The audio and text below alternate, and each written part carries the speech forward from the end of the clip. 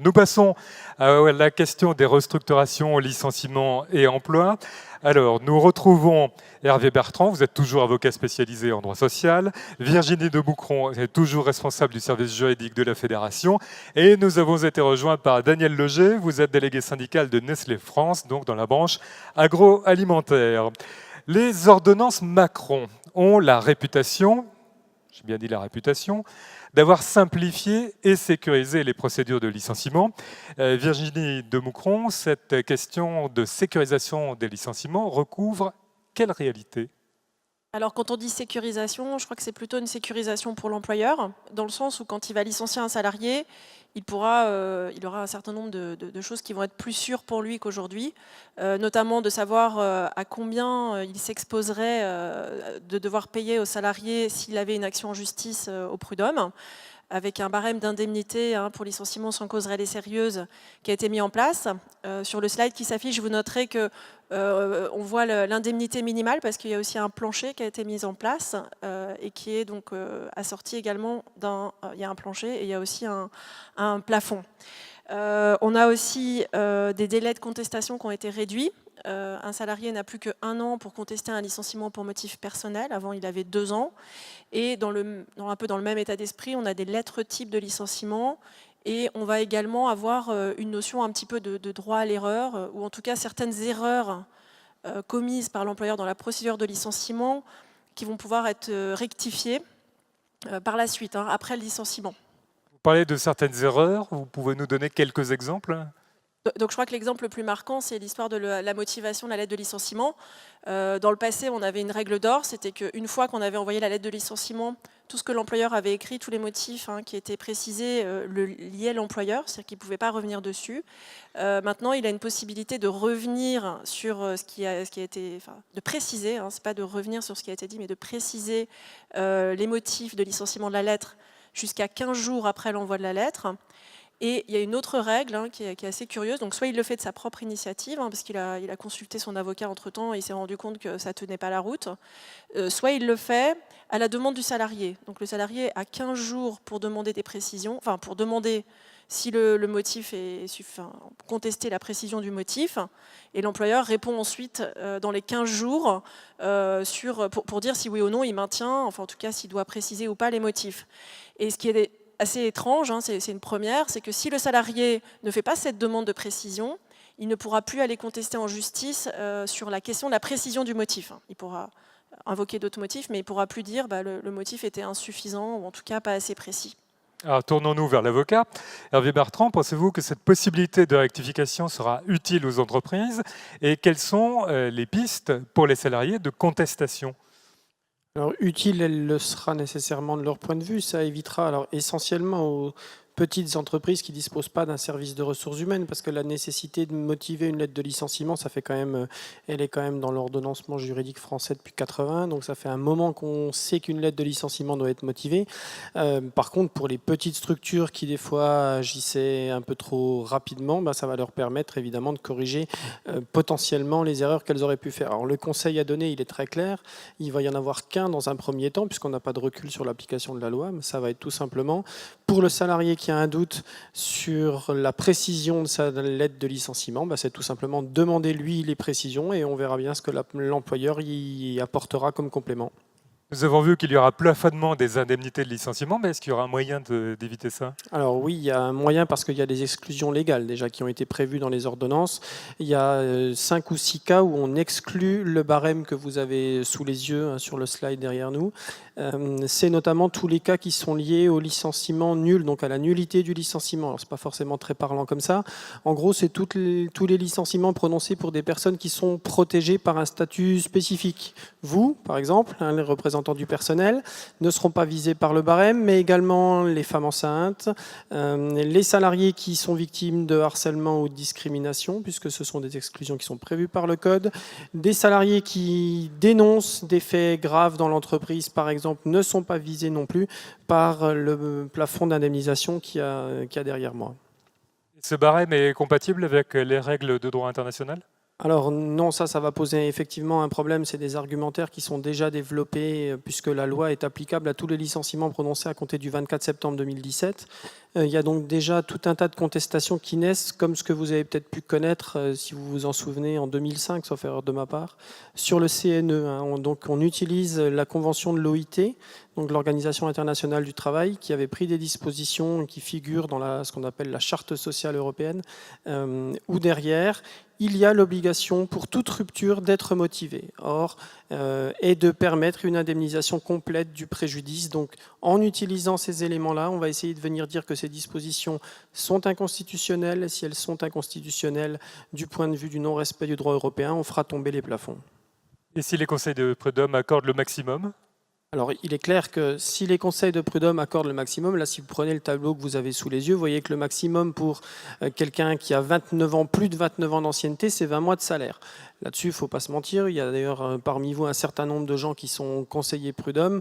Il est très clair que si les conseillers prud'homme se saisissent du montant maximal d'indemnisation, on ne sera pas forcément en deçà de ce qui se pratique actuellement. Ce qui est beaucoup plus problématique dans le tableau que vous aviez devant vous, c'est l'indemnité minimale. Aujourd'hui, un salarié qui avait plus de 2 ans d'ancienneté dans une entreprise de plus de 10 salariés, si son licenciement n'était pas bon, il touchait 6 mois de salaire minimum. C'est jusqu'au 24 septembre le texte qui était applicable. Depuis ce texte, donc voilà, si on le reprend, alors c'était même le slide précédent, c'était l'indemnité minimale, vous verrez que, quelle que soit votre ancienneté, le minimum, c'est 3 mois. Donc quelqu'un qui a 30 ans d'ancienneté, si on tombe sur un conseil de prud'homme qui ne veut lui donner que 3 mois de salaire, il ne touchera que 3 mois de salaire où il en aurait touché au minimum 6 jusqu'au 24 septembre. Donc de ce point de vue-là, il est très clair que si les conseils de prud'homme se saisissent de la fourchette haute, il n'y aura pas forcément de régression des indemnisations. Si par contre on se saisit de la fourchette basse, là oui, ça va être la catastrophe du point de vue indemnitaire. Virginie de Moucron, concernant les procédures de licenciement pour motif économique, quels sont les principaux changements? Je crois que le gros changement, c'est l'appréciation du motif économique dans une entreprise qui fait partie d'un groupe. Donc avant, on appréciait le motif au niveau des entreprises du groupe, y compris les entreprises qui se situent hors de France. Et aujourd'hui, ce ne sont que les entreprises situées sur le territoire national qui sont visées, en sachant que la loi a quand même prévu une exception si jamais il y a une fraude. On peut effectivement revenir à une appréciation du motif économique à un niveau plus large que le territoire national. Donc je crois que voilà, la conséquence un petit peu de ça, c'est qu'une entreprise qui fait partie d'un groupe en bonne santé financière va pouvoir aujourd'hui licencier économiquement, enfin aura un motif économique pour licencier. Hervé Bertrand, ces dispositions permettent à des entreprises de licencier plus facilement pour motif économique? Oui, clairement. Alors là, du point de vue du bénéfice pour les entreprises, il est évident puisque, en gros, on va pouvoir prévoir à l'avance, on va utiliser des termes très parlants, on va pouvoir, grosso modo, une maison mère pourra couper la tête à une filiale française puisque la définition du motif économique a été modifiée déjà l'année dernière. On va pouvoir donc utiliser... dès lors que vous êtes une filiale française, on va prendre un exemple très concret, j'en ai eu un en Alsace il n'y a pas très longtemps, vous avez une maison mère allemande qui a un établissement en France. Elle décide de cesser son activité sur le territoire français. Qu'est-ce qu'on va faire? Pendant 2 ans, on va fermer le robinet des flux financiers entre la maison mère et la société française. On va constater au bout de 2 ans que la filiale française est en grosse difficulté. On a donc un motif économique qui est directement lié à une décision du groupe. Et puis derrière, on va fermer l'entreprise française. Et là, jusqu'à présent, ce n'était pas possible puisqu'il fallait aller voir si les résultats du groupe international, donc à l'international de la maison mère, étaient mauvais pour valider le licenciement et la fermeture de la filiale française. C'est plus le cas. Donc en gros, par décision de gestion, si on anticipe un petit peu, à l'horizon de 1 ou 2 années, on pourra tranquillement fermer les sociétés françaises en disant attention, elles sont en très grande difficulté, même si le groupe, lui, est parfaitement et largement bénéficiaire. Il y a donc le licenciement pour motif économique, mais apparemment il y a une nouvelle procédure qui arrive, qui permet d'éviter cette procédure qui est lourde tout de même, et classique, bien connue du licenciement économique. Il s'agit des ruptures conventionnelles collectives. Alors Virginie de Moucron, expliquez-nous exactement ce que sont ces ruptures conventionnelles collectives. Alors, déjà, c'est pas à confondre avec la rupture conventionnelle individuelle. Le seul point commun, c'est que c'est une rupture qui intervient avec une autorisation de l'administration, enfin de la directe. Ce n'est pas non plus un licenciement économique, hein, puisque le point le plus important, c'est qu'une rupture conventionnelle collective repose sur le volontariat. Il est absolument impossible d'imposer, enfin impossible, il est sur le papier complètement impossible d'imposer à un salarié de dire oui à une rupture conventionnelle collective. Après, sur l'ingénierie juridique, ce que prévoient les textes, c'est qu'il faut faire un accord collectif avec un certain nombre de clauses obligatoires, qui vont être notamment des mesures d'accompagnement, d'indemnisation, à quel poste on va ouvrir le départ, quels seront les candidats qui seront sélectionnés.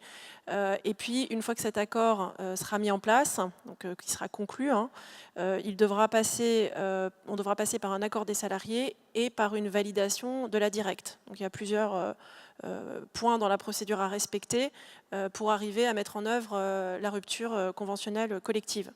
Et je crois que, pour résumer, je crois que la rupture conventionnelle collective, c'est vraiment un cadre juridique qui est donné maintenant au plan de départ volontaire, avec le point qui va sauter par rapport au plan de départ volontaire, c'est qu'à mon avis, une entreprise en difficulté financière peut tout à fait recourir à ce dispositif. Elle n'est pas obligée de passer par un licenciement économique. Hervé Bertrand, que pensez-vous de cette procédure de rupture conventionnelle collective? Du mal, globalement. Pour moi, ça met les représentants du personnel dans une difficulté évidente, puisque vous allez vous retrouver entre le marteau et l'enclume, puisqu'on se retrouve d'un côté face à une direction qui vous dit eh ben, on met des moyens sur la table, on utilise cette nouvelle modalité qui est prévue par la loi pour faciliter le départ des salariés. Et de l'autre côté, vous allez avoir la nécessité d'essayer de sauvegarder l'emploi qu'il y a dans les entreprises, de faire en sorte que les effectifs ne soient pas coupés quand l'entreprise va bien. C'est typiquement ce qui s'est passé chez PSA. Chez PSA, je ne sais pas s'il y a des gens de PSA dans la salle, mais non, a priori pas, on n'est pas dans le commerce.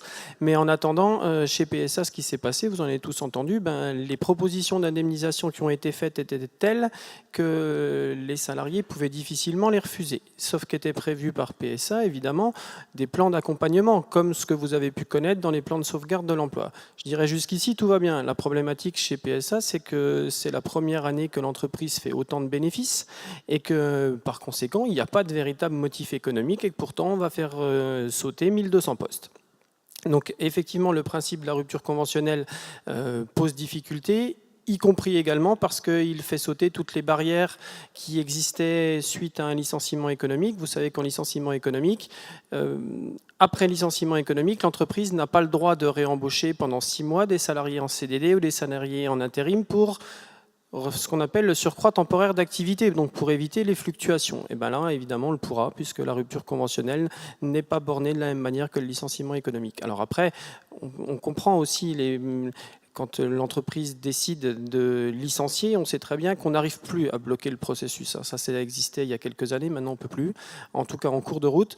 Donc c'est vrai que de manière très pragmatique, il y a un moment, il vaut peut-être mieux quand même négocier au maximum des indemnisations et des accompagnements dans le cadre de ce dispositif que de se voir imposer des conditions par des décisions unilatérales d'une entreprise. Autre outil qui permet de contourner le licenciement économique, c'est le congé de mobilité. Virginie de Moucron, c'est une nouveauté mise en place par les ordonnances? Alors non, le congé de mobilité, ça existe depuis très longtemps, mais on n'en parlait pas beaucoup, parce que c'était réservé déjà aux entreprises de plus de 1000 salariés, et c'était aussi dans un cadre où on avait des licenciements économiques. Aujourd'hui, le congé de mobilité a été remis un petit peu sur la table, on a enlevé effectivement ce seuil d'effectif de 1000 salariés, qui est passé à 300 et qui serait même peut-être inférieur avec la loi de ratification. On a aussi donc plus l'obligation d'être dans un cadre de difficulté économique.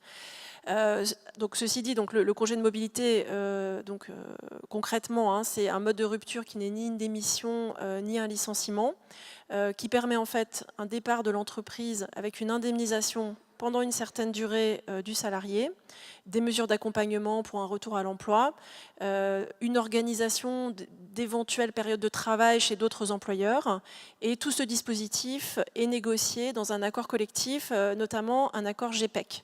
Donc ça ressemble, pour ceux qui ont vécu un PSE, vraiment au congé de reclassement, avec donc évidemment on n'a plus cette notion de seuil, 2000 salariés, et on est dans un dispositif complètement négocié, donc notamment sur l'indemnisation, on n'est pas sur des seuils, notamment de pourcentage de rémunération fixés par la loi. On peut prévoir ce qu'on veut dans l'accord collectif, et puis on est aussi déconnecté, encore une fois, de la notion de difficulté économique. Nous allons voir justement un exemple de restructuration de grande ampleur avec Daniel Leger. Vous êtes confronté à une restructuration au sein du groupe Nestlé qui est particulièrement importante, et on a là l'exemple d'une société qui préfère passer par un accord collectif, on négocie la GPEC, avec mise en place de congés de mobilité. Alors dans quel cadre menez-vous cette négociation ? Alors c'est dans le cadre du comité de groupe. Moi je fais partie, juste un petit historique pour bien comprendre ce qui se passe. Je fais partie d'une société au niveau de Nestlé en France qui s'appelle Purina, donc les aliments pour animaux. On a été particulièrement visé depuis 4 ans, puisque j'ai dû négocier un PSE suite à un déménagement en région parisienne. Pour 200 salariés, il y a eu 70 suppressions d'emplois. Donc on était encore dans des choses classiques, c'était en 2014. Donc les gens déménageaient de l'ouest à l'est. Puis on a eu une entité économique soi-disant autonome qu'ils ont voulu séparer, toujours chez Purina. Donc les aliments pour animaux, c'est 1 milliard de chiffre d'affaires et c'est 2000 personnes. Donc là, ils ont voulu se séparer de 70 personnes sous motif entité économique indépendante. On a contesté, on n'est pas allé en justice, etc., parce qu'on trouvait que c'était un PSE déguisé. On a pour l'instant des décisions de justice au niveau du tribunal administratif qui nous ont donné raison, donc c'est plutôt encourageant puisque ça a été à l'inverse de l'avis de l'inspection du travail. Donc pour cela, on va dire qu'on les a pratiquement sauvés pour l'instant. C'est encore en négociation, mais en tout cas, c'est bien parti. Et là, c'est une grande première. On négocie non plus au niveau de la société, mais au niveau du groupe, puisqu'il y a un projet d'ampleur au niveau de Nestlé qui est en fait l'externalisation de tous les services supports. Alors ça consiste en quoi ce truc-là ? Je pense qu'il y a pas mal d'autres sociétés qui font à peu près la même chose actuellement. C'est notamment dû à tous les outils informatiques, notamment le fameux logiciel SAP, je pense que certains le connaissent, puis c'est un gros logiciel qui avait été installé chez Nestlé en 2008, qui permet de gérer tous les flux au niveau mondial de tous les processus, aussi bien RH, finance, voilà.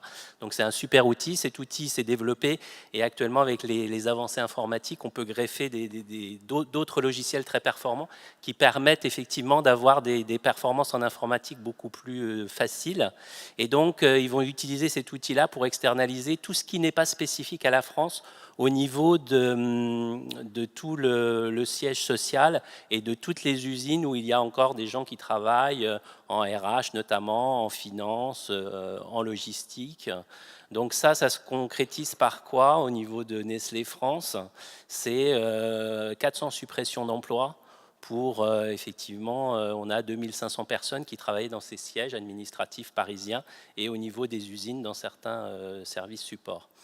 Donc ce qu'ils font, c'est qu'ils ne vont pas non plus externaliser sur des sociétés extérieures, comme on a pu le connaître par le passé au niveau de la paye, où c'était externalisé en Pologne par des prestataires.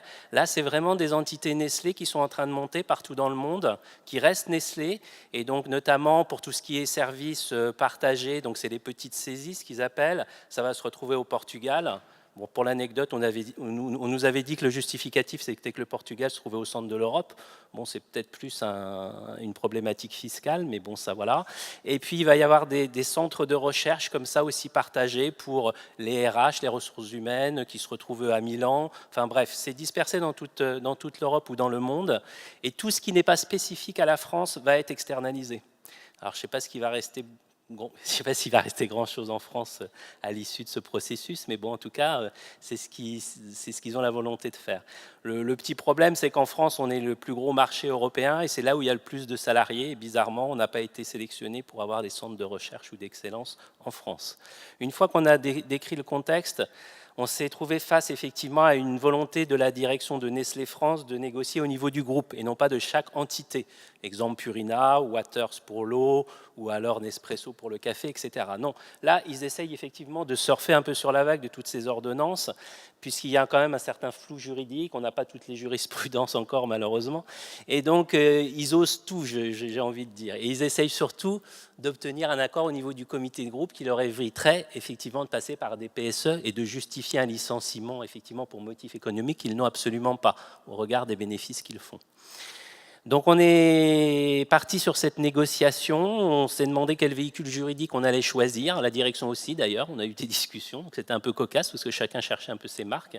Et puis on a fini par se dire que c'était peut-être une GPEC, bon voilà où on en est.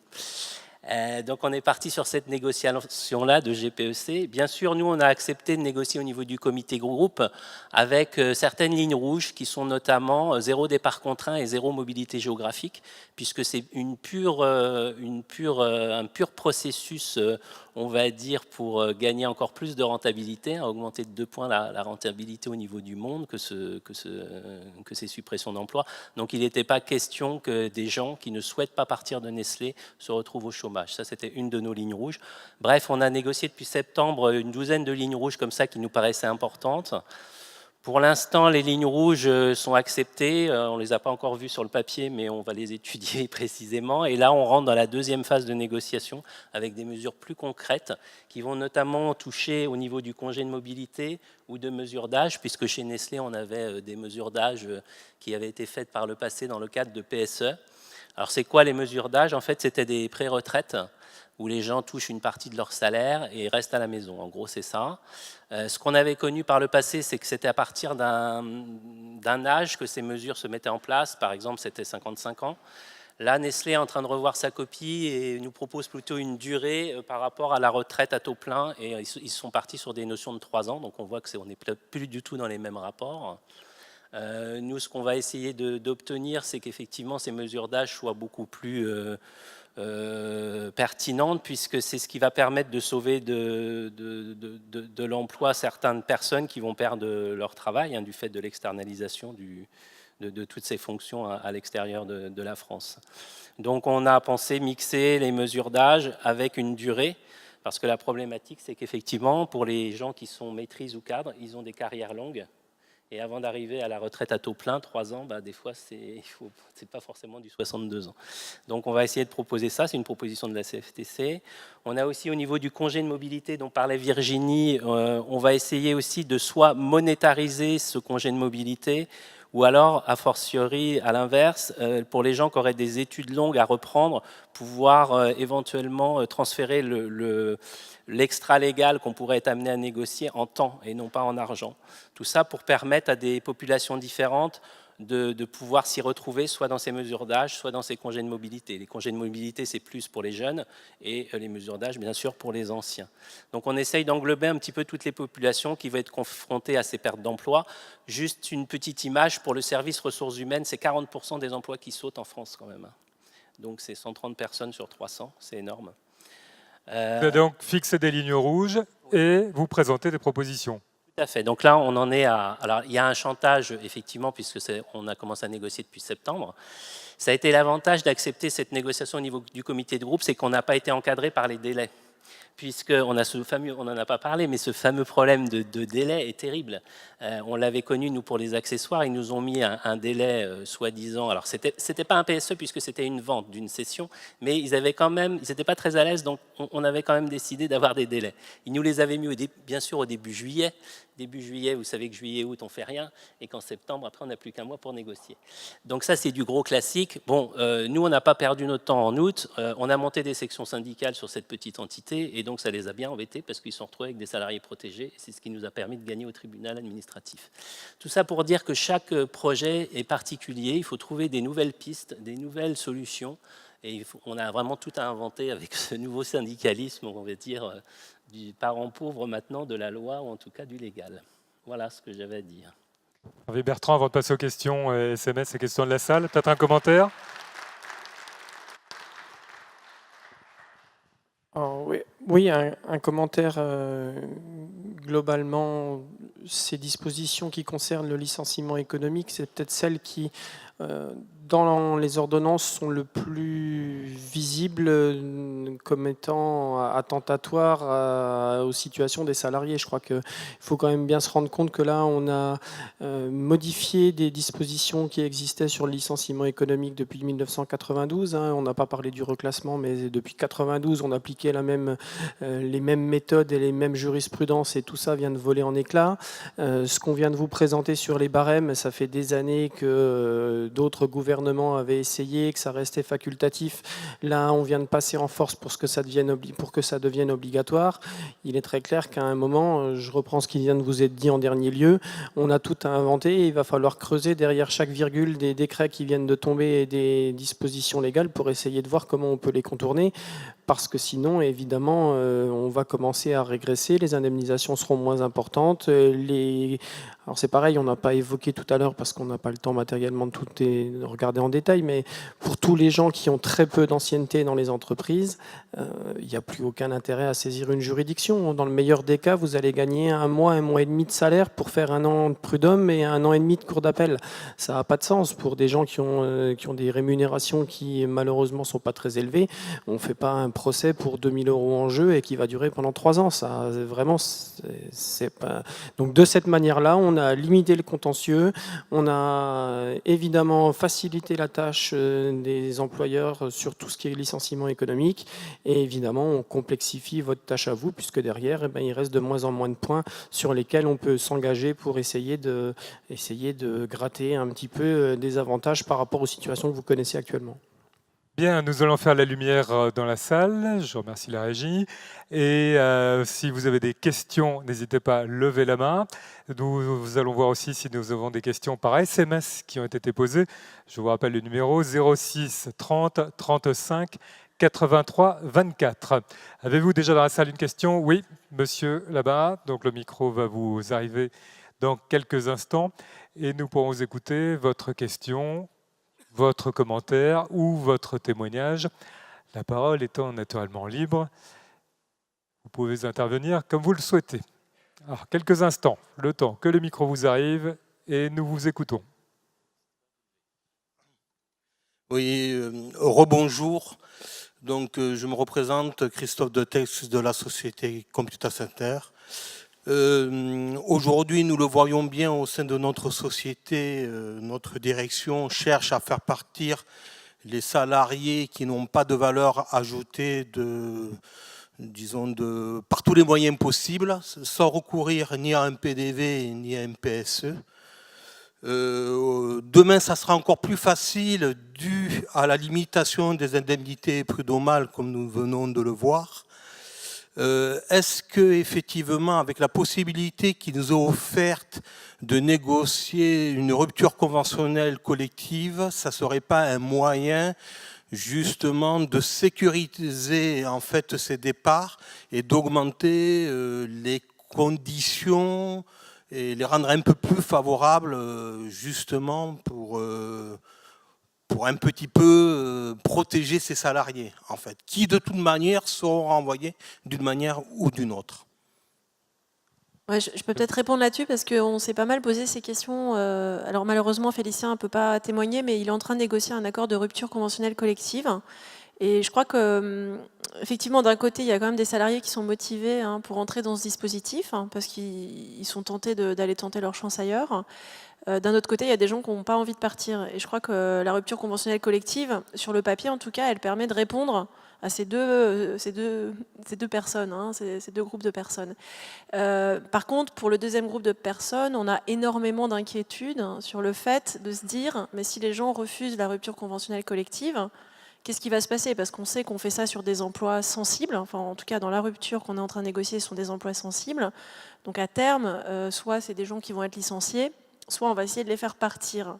Et on était très inquiets notamment sur l'aspect disciplinaire, qui est des licenciements disciplinaires ou des démissions qui s'en suivent.